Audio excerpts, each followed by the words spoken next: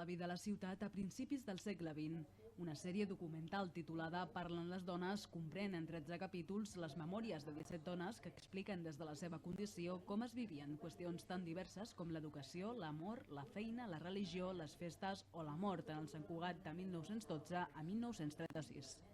Per fer-ho, la sèrie s'ha basat en el llibre homònim escrit per Daniel Romaní i Tate Cabré el 2009 i que va ser impulsat per un estudi sociològic encarregat per l'Ajuntament.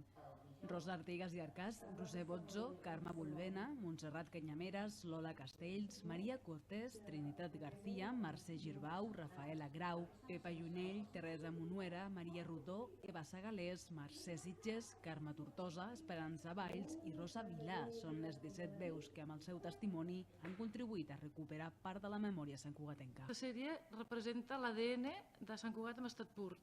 És a dir, els testimonis d'aquestes senyores són un reservori d'autenticitat del Sant Cugat real, autèntic, el dels nostres avantpassats d'aquí. Per això dic que la sèrie és ADN de Sant Cugat en estat pur, perquè és un reservori d'identitat i a través del testimoni d'aquestes senyores s'entén aquesta manera de fer de Sant Cugat que agrada tant a tothom que ve de fora que hi troba com un microclima d'humanitat.